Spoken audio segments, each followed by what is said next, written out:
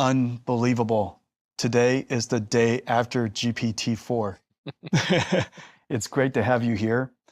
I'm delighted to have you. I've known you a long time.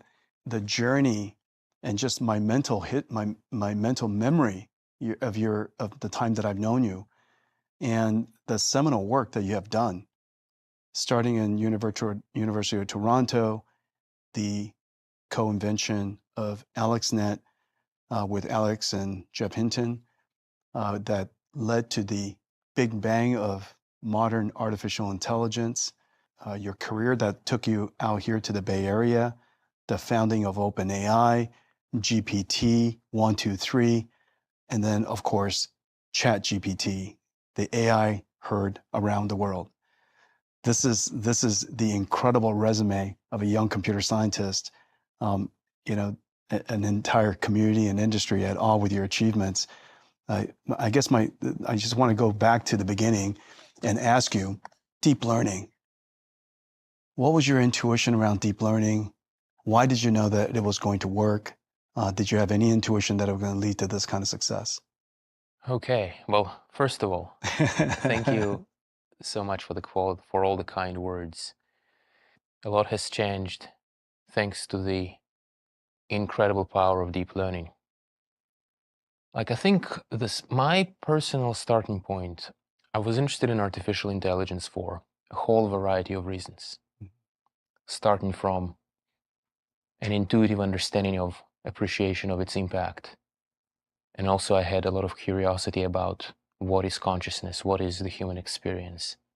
And it felt like progress in artificial intelligence will help with that. The next step was, well, back then I was starting in 2002, 2003, and it seemed like learning is the thing that humans can do, that people can do, that computers can't do at all. In 2003, 2002, computers could not learn anything. And it wasn't even clear that it was possible in theory. Mm-hmm. And so I thought that making progress in learning, in artificial learning, in machine learning, that would lead to the greatest progress in AI. And then I started to look around for what was out there, and nothing seemed too promising. But to my great luck, Jeff Hinton was a professor at my university. Mm-hmm. And I was able to find him. And he was working on neural networks, and it immediately made sense. Because neural networks had the property that we are automatically programming parallel computers. Back then, the parallel computers were small. But the promise was, if you could somehow figure out how learning in neural networks work, then you can program small parallel computers from data. And it was also similar enough to the brain, and the brain works, so it's like you had these several factors going for it. Now, it wasn't clear how to get it to work, but of all the things that existed, that seemed like it had by far the greatest long-term promise. Even though, at the time that you first started working with deep learning and neural networks, what was the scale of the network? What was the scale of computing at that moment in time? What was it like? An interesting thing to note is that the importance of scale wasn't realized back then. Mm-hmm. So people would just train, neural networks with like 50 neurons, 100 neurons, several hundred neurons. That would be like a big neural network. 1 million parameters would be considered very large. We would run our models on unoptimized CPU code because we were a bunch of researchers. We didn't know about BLAS. We used MATLAB. The MATLAB was optimized. And we'd just experiment, like what is even the right question to ask, So you try to gather, to just find interesting phenomena, interesting observation. You can do this small thing, and you can do that small thing. Jeff Hinton was really excited about training neural nets on small little digits, both for classification, and also he was very interested in generating them. So the beginnings of generative models were right there. But the question is like, okay, so you got all this cool stuff floating around. What really gets traction? And so it wasn't obvious that this was the right question back then, but in hindsight, that turned out to be the right question. Now the year AlexNet was 2012. Yes. 2012. Now, you and Alex were working on AlexNet for some time before then.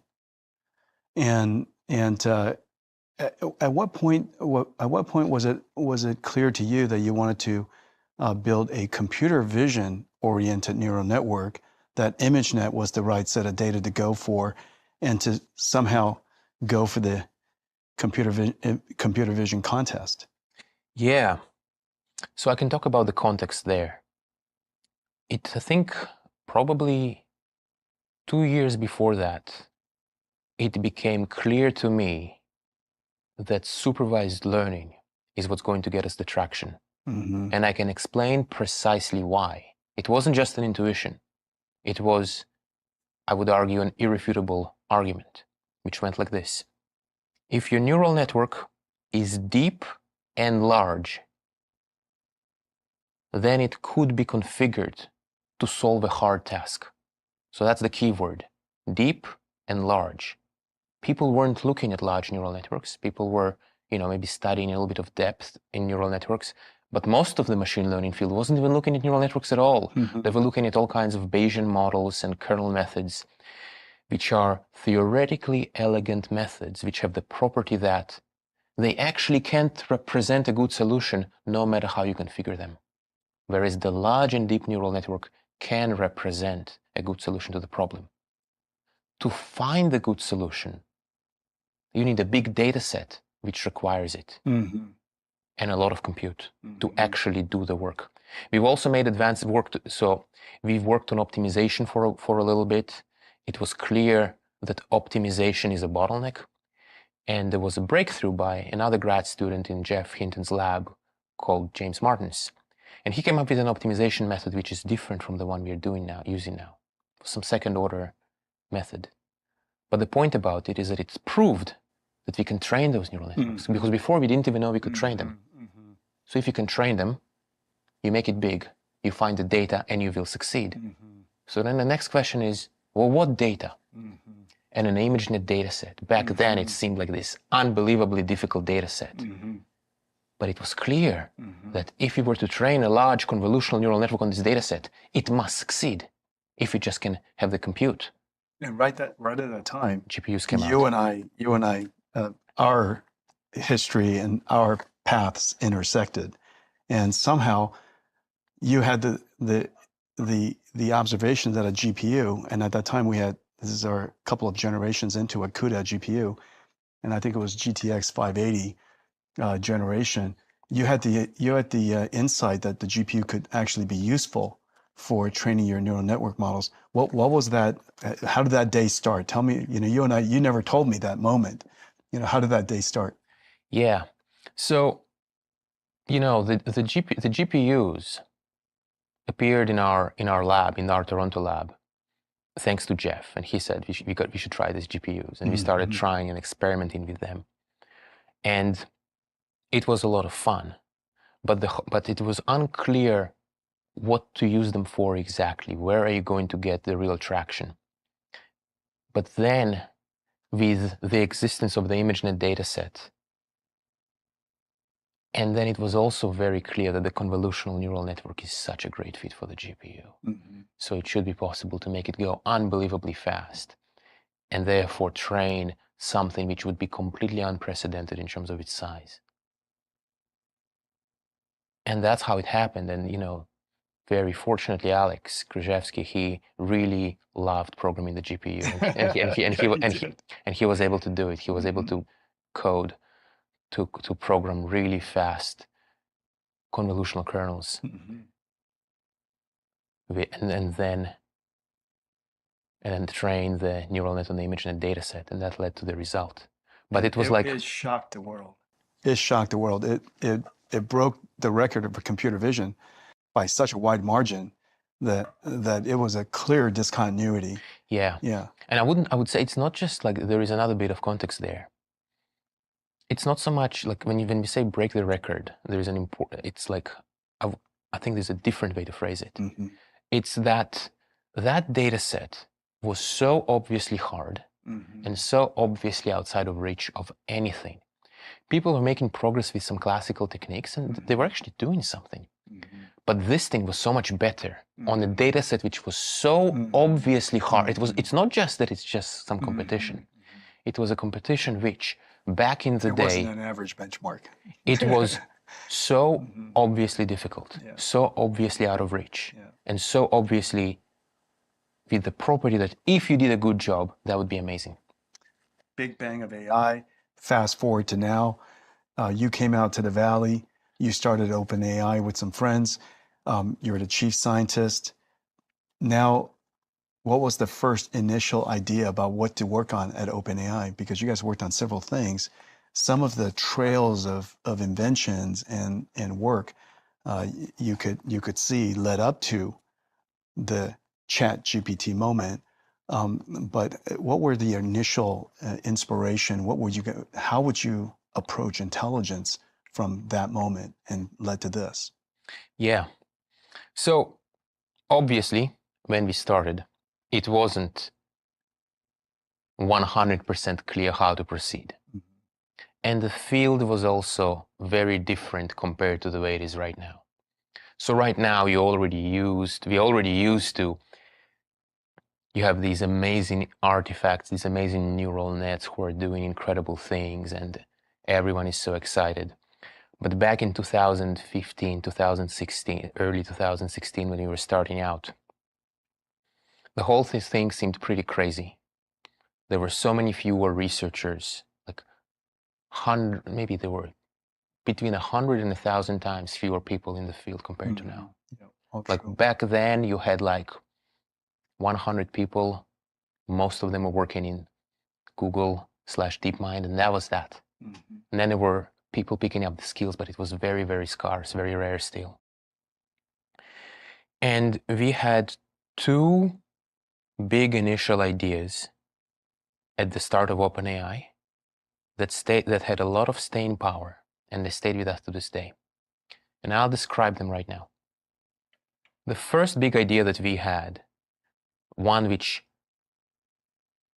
I was especially excited about very early on, is the idea of unsupervised learning through compression. Some context. Today, we take it for granted that unsupervised learning is this easy thing. You just pre-train on everything and it all does exactly as you'd expect. In 2016, unsupervised learning was an unsolved problem in machine learning that no one had any insight, any clue as to what to do. That's right. Jan LeCun would go around and give talks saying that you have this grand challenge on supervised learning. And I really believed that really good compression of the data will lead to unsupervised learning.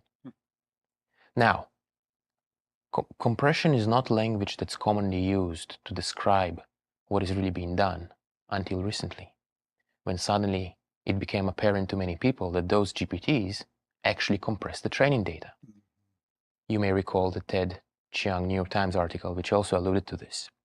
But there is a real mathematical sense in which training these autoregressive generative models compress the data. And intuitively, you can see why that should work. If you compress the data really well, you must extract all the hidden secrets which exist in it. Therefore, that is the key. So that was the first idea that we were really excited about. And that led to quite a few works in OpenAI, to the sentiment neuron, which I'll mention very briefly. This work might not be well known outside of the machine learning field, but it was very influential, especially in our thinking. This work, like the result there was that when you train a neural network, back then it was not a transformer, it was before the transformer. Right. Small recurrent neural network, LSTM, to those who remember. The sequence work you've done, I mean, this is some of the work that you've done yourself, So the same LSTM with a few twists, trained to predict the next token in Amazon reviews, next character. And we discovered that if you predict the next character well enough, there will be a neuron inside that LSTM that corresponds to its sentiment. So that was really cool because it showed some traction for unsupervised learning. And it validated the idea that really good next character prediction, next something prediction, compression, has the property that it discovers the secrets in the data. That's what we see with these GPT models, right? You train, and people say it's just statistical correlation. I mean, at this point, it should be so clear to anyone. That observation also, for me, intuitively, opened up the whole world of where do I get the data for unsupervised learning? Because I do have a whole lot of data. If I could just make you predict the next character, and I know what the ground truth is, I know what the answer is, I could train a neural network model with that. So that observation and masking and other technology, other approaches, open my mind about where would the world get all the data that's unsupervised for unsupervised learning. Well, I think so. I would phrase it a little differently. I would say that with unsupervised learning, the hard part has been less around where you get the data from, though that part is there as well, especially now. But it was more about why should you do it in the first place? Right. Why should you bother? The hard part was to realize that training these neural nets to predict the next token is a worthwhile goal at all. That was the goal. Would learn a representation, that it would be able to understand. That's right. That it will be useful. Grammar and But but it just wasn't obvious. Right. So people weren't doing it. But the sentiment neuron work, and I want to call out Alec Radford as a person who really was responsible for many of the advances there. The sentiment, this was before GPT-1. It was the precursor to GPT-1, and it influenced our thinking a lot. Then the transformer came out, and we immediately went, oh my God, this is the thing. And we trained GPT-1. Now, along the way, you've always believed that scaling will improve the performance of these models. Yes. Larger networks, deeper networks, more training data would scale that. There was a very important paper that OpenAI wrote about the scaling laws and the relationship between loss and the size of the model and the amount of data set, the size of the data set. When transformers came out, it gave us the opportunity to train very, very large models in very reasonable amount of time. But did the intuition about the scaling laws of the size of models and data, and your journey of GPT-1, 2, 3, which came first? Did you see the evidence of GPT-1 through 3 first, or was there the intuition about the scaling law first? The intuition. So I would say that the way I'd phrase it is that I had a very strong belief that bigger is better. And that one of the goals that we had at OpenAI is to figure out how to use the scale correctly. There was a lot of belief in OpenAI about scale from the very beginning.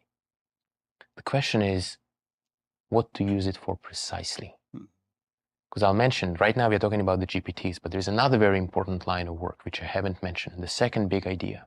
But I think now is a good time to make a detour, and that's reinforcement learning. That clearly seems important as well. What do you do with it?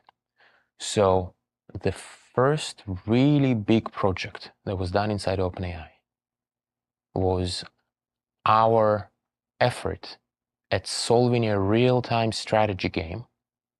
And for context, a real-time strategy game is like, it's a competitive sport. Yeah, right. Where you need to be smart, you need to have you need to have a quick reaction time, there's teamwork, and you're competing against another team. And it's pretty involved. And there is a whole competitive league for that game. The game is called Dota 2. And so we trained a reinforcement learning agent to play against itself, to produce,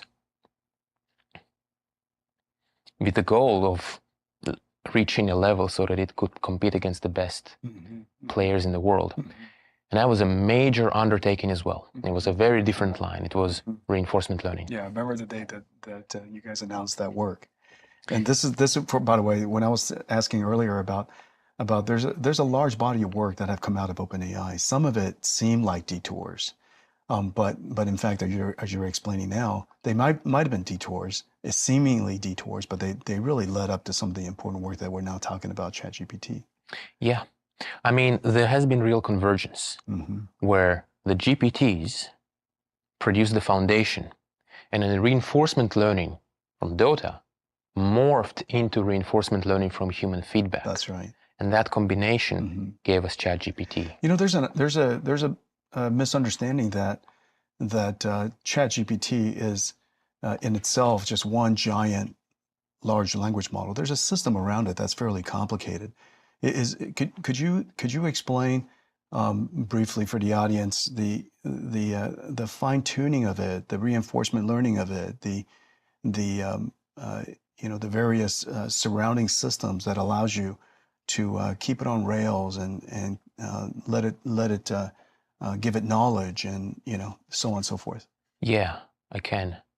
So the way to think about it is that when we train a large neural network to accurately predict the next word in lots of different texts from the internet, what we are doing is that we are learning a world model. It looks like we are learning this. It may look on the surface that we are just learning statistical correlations in text. But it turns out that to just learn the statistical correlations in text, to compress them really well, what the neural network learns is some representation of the process that produced the text. This text is actually a projection of the world. There is a world out there, and it has a projection on this text. And so what the neural network is learning is more and more aspects of the world, of people, of the human conditions, their hopes, dreams, and motivations, their interactions, and the situations that we are in. And the neural network learns a compressed, abstract, usable representation of that. This is what's being learned from accurately predicting the next word. And furthermore, the more accurate you are at predicting the next word, the higher the fidelity, the more resolution you get in this process. So that's what the pre-training stage does.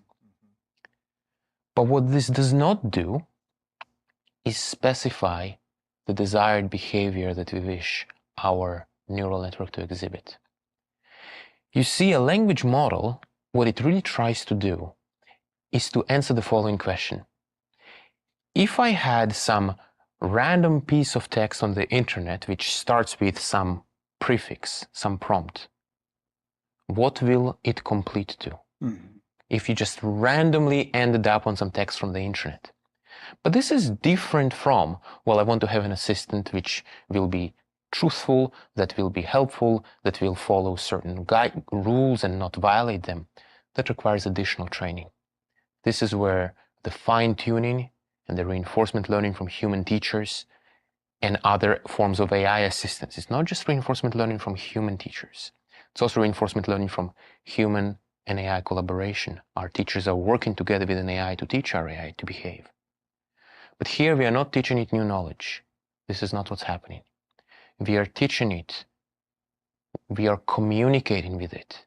We are communicating to it what it is that we want it to be. And this process, this second stage, is also extremely important. The better we do the second stage, the more useful, the more reliable this neural network will be. So the second stage is extremely important too, in addition to the first stage of the learn everything. Learn as much as you can about the world from the projection of the world, which is text. Now you could fine tune it. You could instruct it to perform certain things. Can you instruct it to not perform certain things so that you could give it guardrails about avoid these type of behavior? Give it some kind of a bounding box so that it doesn't wander out of that bounding box and perform things that are, unsafe or otherwise. Yeah. So this second stage of training is indeed where we communicate to the neural network anything we want, which includes the bounding box. And the better we do this training, the higher the fidelity with which we communicate this bounding box. And so with constant research and innovation on improving this fidelity, we improve this fidelity, and so it becomes more and more reliable and precise in the way in which it follows the intended instructions.